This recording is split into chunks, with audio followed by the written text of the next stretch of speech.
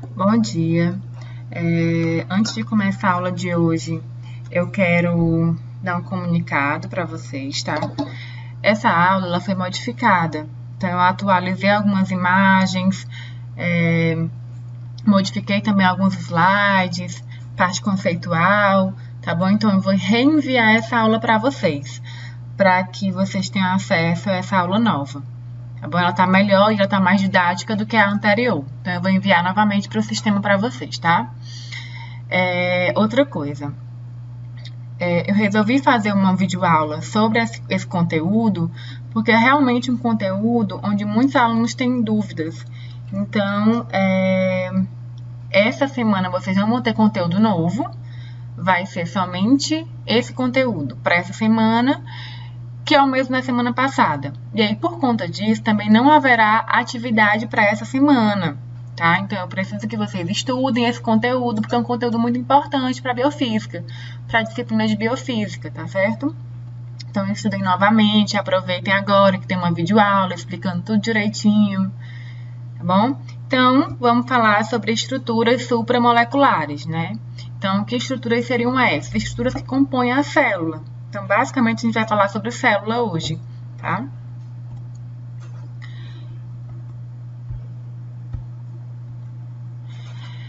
Eu começo essa aula com uma introduçãozinha bem básica. Então, vamos falar de algumas classificações dos seres vivos. Eu tenho 3 classificações aqui. A primeira delas é a classificação quanto à forma que os seres vivos obtêm alimento ou energia. Então, os seres vivos eles podem ser classificados em 2 tipos, quanto à forma em que eles obtêm alimento ou energia. Eles podem ser autótrofos e eles podem ser heterótrofos, né? O que seriam seres autótrofos, né? São seres que produzem o seu próprio alimento, ou seja, produzem sua energia, tá? Que exemplos a gente tem de seres assim? A gente tem as plantas, as algas, que realizam a fotossíntese, tá certo? Então, é o meio em que eles têm para obter alimento, portanto, a energia. E os seres heterótrofos são seres que não têm como produzir o seu próprio alimento, portanto, eles não têm como produzir sua própria energia. Então, eles buscam energia, eles buscam alimento, tá certo? Exemplos somos nós, seres humanos, tá? Os animais, todos eles são seres heterótrofos, portanto, não fazem fotossíntese e não produzem o seu próprio alimento, tá bom? Então, eles buscam esse alimento no ambiente. A segunda classificação é quanto à quantidade de células que os seres vivos possuem. Então, os seres podem ser classificados em unicelulares e pluricelulares. O que seriam seres unicelulares? Né? Todo mundo deve saber que são seres que possuem uma única célula. Exemplo, bactérias, protozoários e fungos, né? Alguns fungos no caso. E a gente tem também os seres pluricelulares, que são seres que possuem várias células, na verdade milhares de células, bilhões de células, tá? Que inclui os animais, nós, por exemplo, as plantas, né? E a maioria dos fungos. Então, essa é a classificação quanto ao número de células que os seres vivos possuem. E a terceira classificação é quanto à estrutura das células dos seres vivos, tá? Então, quanto à estrutura, os seres vivos podem ser eucariontes e podem ser procariontes. Seres vivos com células eucariontes, né? A gente tem aí os protistas, que são protozoários, os fungos, né? As plantas e os animais. O que seriam seres eucariontes, né? São seres que possuem um núcleo, uma carioteca. Carioteca é a membrana que recobre o núcleo. Né? Então, eles possuem um núcleo original. E aí, o material genético desses seres, no caso nós, por exemplo, nosso material genético, ele se encontra dentro de um núcleo. Nosso DNA se encontra dentro do núcleo das células. Portanto, nós somos seres eucariontes. Já os seres procariontes, né, que possuem células procariontes, a gente tem como principal exemplo as bactérias. E aí, são seres que não possuem núcleo. Portanto, não possuem carioteca. E aí, em consequência disso, o DNA das bactérias não se encontram dentro de um núcleo, se encontram livre no citoplasma da célula, tá? Então, essa imagem aqui, ela mostra justamente isso, ó, que o DNA, ele se encontra livre no citoplasma, solto pela célula. Já que num ser eucarionte, o DNA, ele vai se encontrar dentro do núcleo. Então, essa é a diferença, tá bom? Entre seres eucariontes e seres procariontes. A gente tem célula e o outro... a gente tem núcleo e no outro a gente não tem núcleo. Bom, coloquei essa tabelazinha para vocês quando forem estudar, dar uma olhadinha nela. E essa tabela, ela mostra que cada tipo de célula tem e não tem. Então, por exemplo, vou dar um exemplo aqui. A gente tem seres procariontes e seres eucariontes. Dentro dos seres eucariontes, eu tenho célula animal e célula vegetal, tá? Então, primeiro exemplo, membrana plasmática. Não tem nos seres procariontes, porém, tem em ambos os seres eucariontes, né? Tanto na célula animal quanto na célula vegetal. Parede celular, a gente vai ter, então os seres procariontes vão ter, né? Já nos seres eucariontes, a célula animal não tem parede celular, mas a célula vegetal, ela já tem parede celular. Então, quando vocês forem estudar, vocês observem essa tabela só para tirarem dúvidas com relação ao que cada tipo de célula tem, tá bom? Só mesmo para informação. Membrana plasmática. Bom, então agora a gente vai falar, nosso foco hoje é justamente sobre membrana, né? E como essa membrana trabalha com relação ao transporte, tá certo? A ativação da célula. Então, a gente vai falar a aula inteira hoje somente sobre membrana plasmática. E aí, para começar essa parte de membranas, vamos ver aqui as funções, né, da membrana plasmática. Então, a membrana, como vocês podem ver, ela tem várias funções. Dentre elas, a principal é justamente essa primeira, que é de permeabilidade seletiva. Então, o que é isso? A membrana, ela tem como principal função controlar, tá, o que entra e o que sai da célula. Então, só vai entrar e só vai sair substâncias da célula, tá bom? Se a membrana permitir. Então, se tiver afinidade com o componente da membrana. Se não tiver, nem entra e nem sai, tá bom? A segunda função é a de proteção das estruturas celulares. Então, dentro da célula, a gente tem várias estruturas, como, por exemplo, complexo de Golgi, retículo endoplasmático, mitocôndria, né, ribossomos, lisossomos, o próprio núcleo, tá bom? E a membrana, ela envolve essas estruturas, consequentemente, ela protege essas estruturas, tá? Terceira função, delimita o conteúdo intra e extracelular. Então, ela separa o que está dentro da célula do que está fora da célula. Então, ela delimita esse meio intra e o meio extra, né? Esses meios, eles não se misturam justamente porque tem uma membrana que recobre esse meio intra. Transporte, então a membrana ela é muito importante, inclusive a gente vai falar bastante sobre isso hoje. Ela tem essa função bem importante de transporte de substâncias, né? Através das proteínas e dos próprios lipídios também.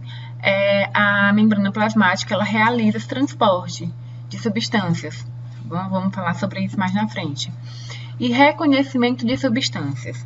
Bom, então, na membrana plasmática existem algumas substâncias que são os carboidratos, né, moléculas de glicose, que fazem reconhecimento específico de substâncias, né? Por exemplo, reconhecem vírus, reconhecem bactérias, né? E, na maioria dos casos, impede que essas substâncias adentrem a célula. Então, a gente tem alguns carboidratos que desempenham essa função de reconhecimento de substâncias, tá? Bom, então vamos começar aqui com alguns conceitos com relação à membrana plasmática, né? Então, existem, né, 3 conceitos, Claro que alguns conceitos são antigos, né? E a gente tem o mais moderno aqui. Então, eu vou começar pelo conceito em que a membrana ela era chamada de membrana paucimolecular, né? Esse conceito é um conceito de Davidson e Damelli, tá? Foi um dos primeiros conceitos que surgiram com relação à membrana plasmática. E aí, esse conceito dizia o quê? Dizia que determinava, na verdade, a existência de poucas espécies de moléculas, mas que existia, porém, uma dupla camada, que existia uma dupla camada lipídica, e que nessa dupla camada lipídica a gente tinha a presença de proteínas, existia a presença de proteínas. Era um conceito meio vago, né? Mas era um conceito correto, porque de fato a gente tem uma dupla camada lipídica e a gente tem a presença de proteínas nas nossas membranas, né? Porém, ele determinava a existência apenas dessas duas moléculas e a gente tem outras moléculas que compõem a nossa membrana. Então, esse foi o primeiro conceito que existiu sobre membranas, né, plasmáticas. O segundo conceito determinava uma membrana unitária e é o conceito de Robertson, né? Então, esse conceito dizia o quê? Ele dizia que era um conceito semelhante ao de Davidson e Damelli, porém, ele também afirmava que as proteínas, elas existiam, né? Os lipídios também existiam e que eles estavam associados, ligados, que não deixa de ser um conceito correto também, né? Mas aí, juntando esses conceitos, a gente conseguiram formar o conceito de mosaico fluido, que é o modelo atual, o modelo de mosaico fluido, né? É o modelo atualmente aceito. E esse modelo, ele diz o quê? Que os lipídios, eles formam uma dupla camada contínua, né? No meio da qual se encaixam moléculas de proteína. Essa dupla camada de fosfolipídios ela é uma camada fluida, de consistência oleosa, e as proteínas mudam de posição continuamente, como se fossem peças de um mosaico. Só para complementar o texto, que eu não coloquei aqui, mas além das proteínas e dos lipídios, a gente também tem a presença de colesterol, de carboidrato, né? Colesterol já entra como lipídio. Então, também existe a presença de carboidratos, tá bom? E fosfato. Então, essa seria a composição básica de uma membrana plasmática. Lipídio, proteína, carboidrato, né? Quando a gente fala de macromoléculas. E aí entra também o fosfato, ok? Então, esse é o modelo atual, é o modelo aceito atualmente, tá bom? E é o modelo mais completo também. Então, é por isso que a gente tem, voltando aqui, né, um modelo de mosaico fluido. Porque os fosfolipídios, eles dão essa fluidez. A gordura, ela dá essa fluidez para a membrana. Então, a membrana ela é maleável, ela é mole. Imagine um balão cheio de água. Vocês conseguem, ele é bem maleável, vocês conseguem movimentar ele, né? Então, seria basicamente com uma membrana plasmática de uma célula, bem mole, bem maleável, porque é formada basicamente por lipídio. E aí, nessa imagem, dá para vocês observarem bem, ó, bicamada de fosfolipídio, tá certo? Que compõe toda a membrana. E aí, dentro dessa bicamada, a gente tem o quê? Proteínas e a gente tem carboidratos, certo? Então, aqui as glicoproteínas são carboidratos ligados a proteínas e tem os glicolipídios. Deixa eu achar aqui um para mostrar para vocês. Pronto. Glicolipídio, que são carboidratos associados a lipídios. Essa parte interna da membrana é lipídio, gordura pura, tá bom? E essa parte de bolinhas aqui, que a gente chama de cabeça, tá? É o fosfato. Então, por isso que é uma bicamada de fosfolipídios, fosfato associado a lipídio. E aí é uma bicamada dessas duas estruturas juntas. E dentro dessa bicamada a gente tem proteínas, ok? E carboidratos. Então, aquela parte que eu falei para vocês de reconhecimento de reconhecimento é justamente isso aqui, ó. Eles funcionam como uns pelinhos. O carboidrato, ele entra como uns pelos para a célula. E eles fazem todo esse reconhecimento celular. Quem chega aqui para entrar na célula vai ter que ser reconhecido pelos carboidratos, tá? Bom, então essa membrana, ela tem basicamente 4 estruturas que realizam transporte e comunicação entre as células, né? Então, vamos começar falando sobre os poros ou canais iônicos, né? Os poros ou canais, eles são passagens que permitem a comunicação entre o lado externo e o interno da célula. Tá? As células podem ser consideradas os canais podem ser considerados uma falha na continuidade da membrana. Então, vou já mostrar isso para vocês. Esses canais, né, eles podem ter carga positiva, eles podem ter carga negativa e eles também podem ser sem carga, tá? E nesse caso, por exemplo, quando um canal ele tem carga positiva, ele vai facilitar a entrada de substâncias negativas. Quando um canal ele tem carga negativa, ele vai facilitar a entrada de carga de moléculas com carga positiva. Então, isso acontece porque os opostos se atraem. Então, nunca um canal com carga positiva vai permitir a entrada de moléculas com carga positiva, certo? E aí, os canais sem carga, eles permitem a entrada de moléculas sem carga também, tá bom? Bom, esse tipo de transporte por canais é um transporte passivo e é um transporte que se faz a favor do gradiente de concentração. Então, o que isso significa? Primeiro, para ser considerado um transporte passivo, significa que é um transporte que não gasta energia para acontecer. Então, é sem gasto de energia. Se fosse com gasto de energia, seria transporte ativo. Tá? Então, é transporte passivo porque é sem gasto de energia. E o que quer dizer a favor do gradiente de concentração?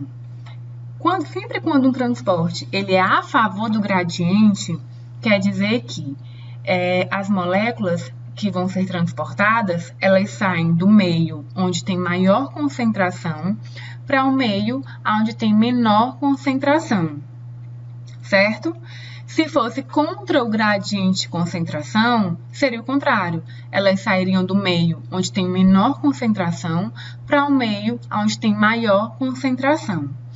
Tá? Então, a gente está falando de um transporte a favor do gradiente. Então, é de onde tem mais para onde tem menos. Imaginem vocês, todo mundo dentro de um quarto, 20 pessoas dentro de um quarto e na sala tem 2 pessoas.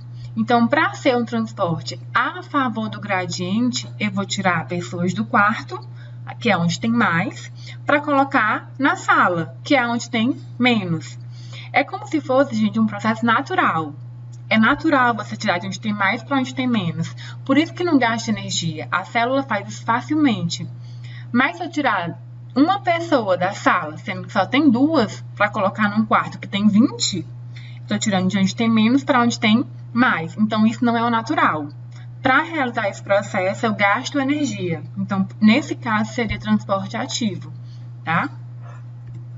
Mas estamos falando de transporte passivo e a favor do gradiente. Então, essa imagem é para mostrar para vocês um canal. E os canais, eles são iônicos. O que é um canal iônico? É um canal que só transporta íons. Tá bom? Então, sempre que vocês virem por aí canal iônico, é um canal que só transporta íons. Que são íons? Sódio, potássio, cloro, alumínio e por aí vai. Tá bom? Transporte de íons, tá? Esses canais podem estar sempre abertos ou eles podem se abrir em resposta a um estímulo. Então, a gente tem canais que ficam diretamente abertos e canais que ficam fechados e quando acontece um estímulo, eles são abertos.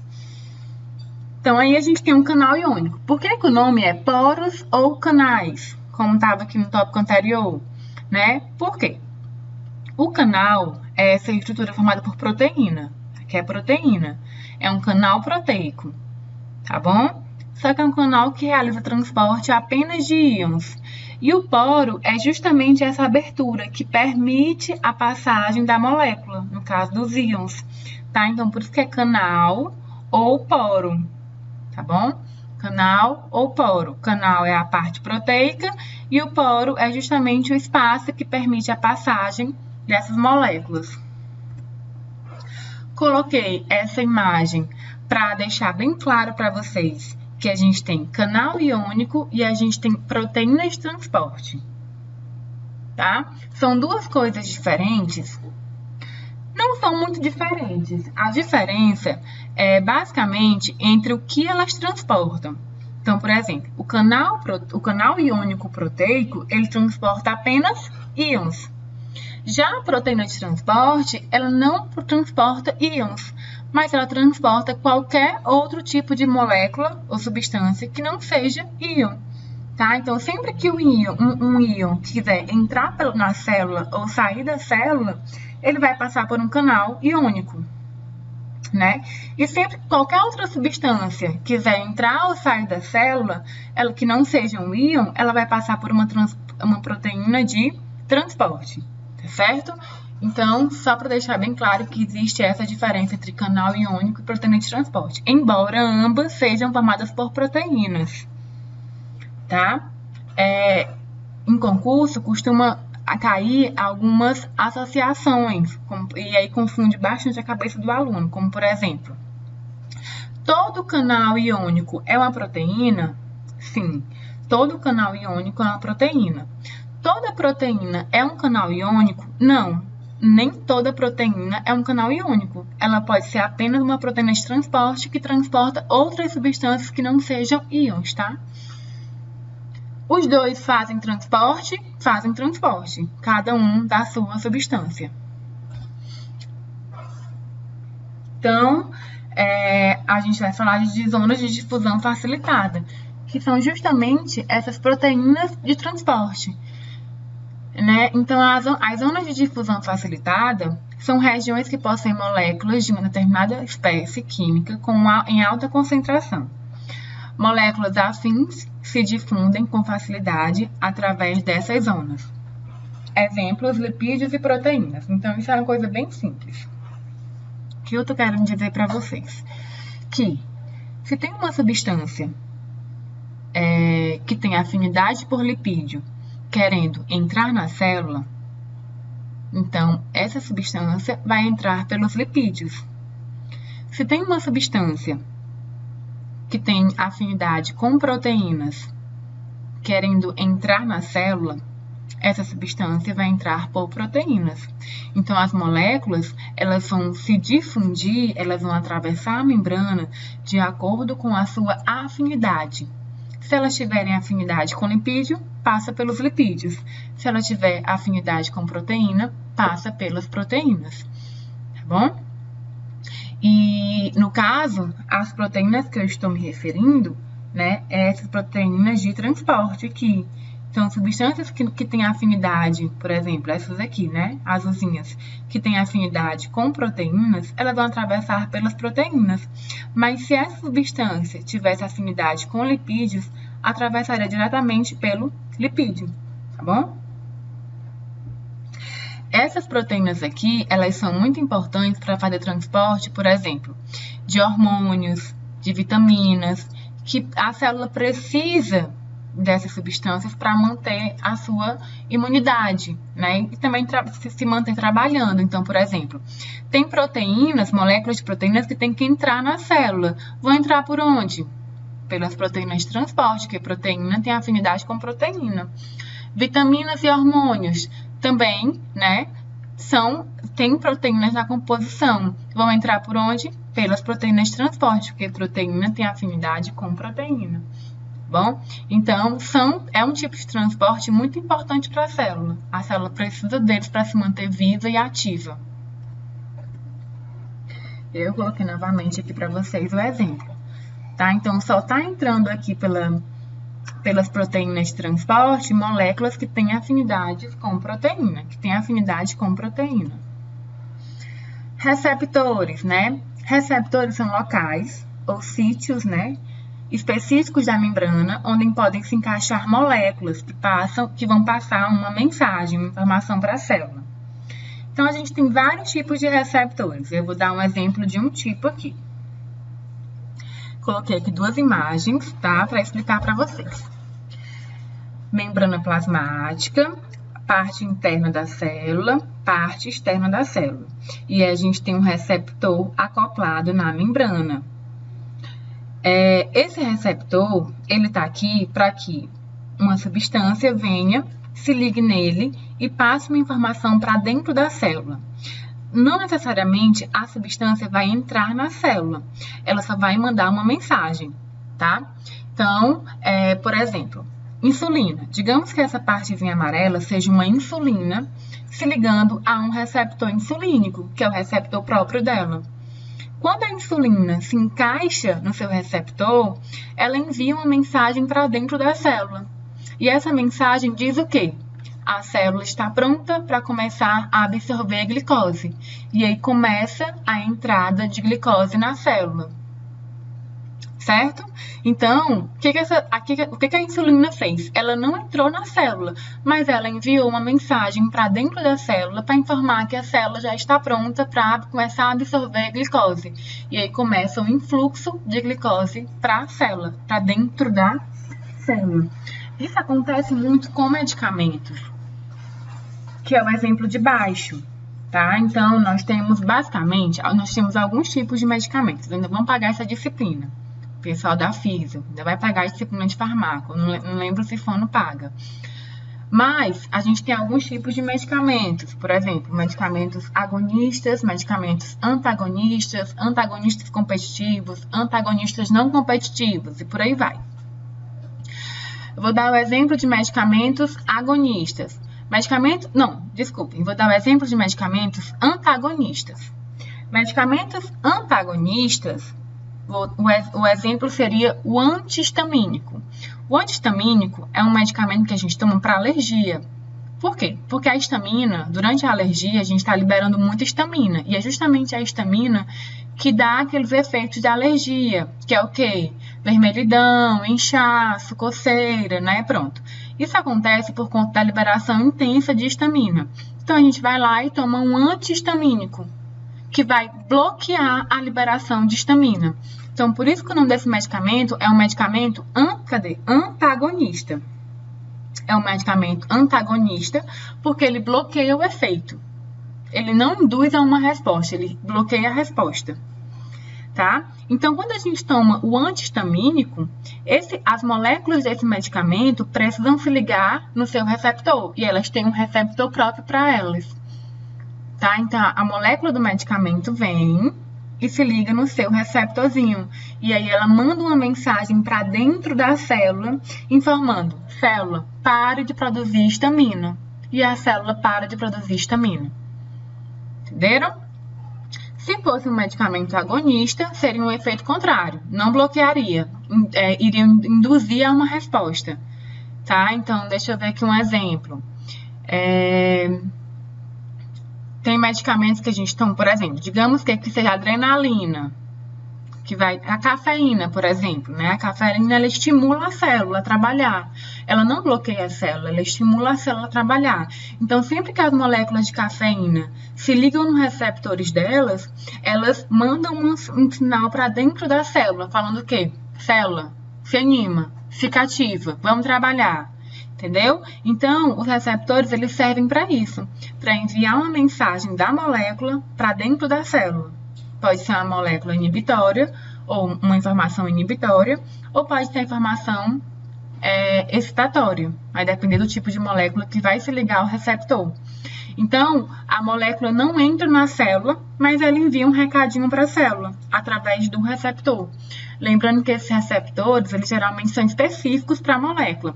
Cada molécula que entra no seu corpo e faz um efeito, tenha certeza, falando de medicamentos, né? Tenha certeza que aquela molécula tem um local específico para se ligar. Se ela não achar o local específico dela, o receptor específico dela, ela não vai fazer efeito. Então, ela tem que achar o receptor específico dela para fazer efeito. Então, os receptores, geralmente, eles têm os seus ligantes específicos, tá?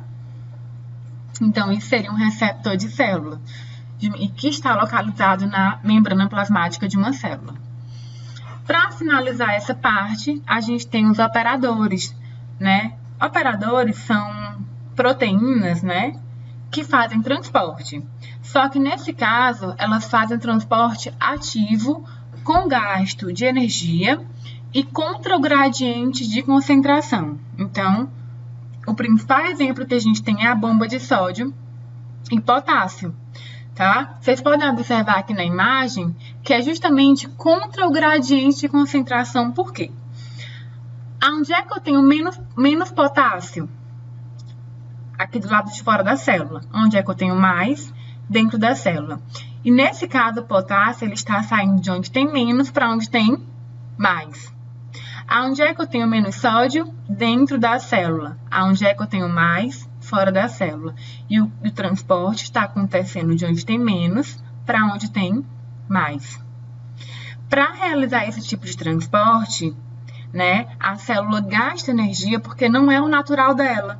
É como se ela estivesse forçando uma situação. E para forçar, ela tem que produzir energia para isso. Então, por isso que a bomba de sódio e potássio é o transporte ativo que a gente tem, com gasto de energia e contra o gradiente de concentração. É o único transporte que a célula realiza que gasta energia, tá? Eu tinha esquecido, mas a gente vai falar um pouquinho de fagocitose e pinocitose, que é bem rápido, tá? Então, a gente tem a fagocitose, que eu não sei se vocês lembram do colégio, mas a fagocitose é um processo que apenas algumas células do nosso corpo realiza, como por exemplo, os nossos glóbulos brancos, nossas células de defesa. A grande maioria delas realizam fagocitose. Por exemplo, entra uma bactéria no seu corpo. Tenha certeza que o seu corpo lutou contra ela. Pode ser que ele não consiga vencê-la. E aí você vai ter que recorrer a medicamentos. Mas, inicialmente, o seu corpo lutou contra aquela bactéria. O que ele fez? Ele fez justamente o que essa imagem mostra. Aqui é a bactéria. Então, ele englobou essa bactéria, jogou ela para dentro da célula e começou a liberar enzimas digestivas para digerir essa bactéria. Às vezes a quantidade de bactéria é muito grande, porque ela se prolifera muito rapidamente. E aí o nosso corpo não dá conta. Se o sistema imune estiver baixo, é que ele não dá conta mesmo, né? Mas às vezes o nosso próprio corpo consegue resolver o problema, a gente nem precisa usar nenhum medicamento, né? Então, o processo que eles realizam para combater a bactéria, para combater o vírus, combater um fungo, um protozoário, é justamente esse, bactéria, ou fagocitose, tá bom? Então, eles englobam a fagocitose, é justamente esse processo de englobar a bactéria, jogar ela para dentro da célula e começar a liberar enzimas digestivas para quebrar ela, para digerir ela, transformar ela em pequenas partículas e depois jogar fora da célula morta. Tá? Então, somente os nossos glóbulos brancos fazem esse processo. Já a pinocitose é basicamente a mesma coisa, só que a diferença é que na fagocitose a gente tem moléculas grandes sendo engolidas pela célula. Aqui eu tenho moléculas pequenas em grande quantidade, como por exemplo, proteínas, hormônios, vitaminas. Elas também podem adentrar o nosso corpo por esse processo de pinocitose, se elas estiverem em grande quantidade, tá bom? Elas entram no nosso corpo desse jeito aqui. Então, a célula, a membrana plasmática engloba essas substâncias e joga para dentro da célula. E aí a célula vai utilizar ela da melhor forma que ela achar, da forma que ela achar melhor, tá bom? Então, isso seria a pinocitose. É o mesmo processo, só que de substâncias diferentes. Na fagocitose, estão moléculas grandes, né, em pequena quantidade. Na pinocitose, estão moléculas pequenas e em grande quantidade.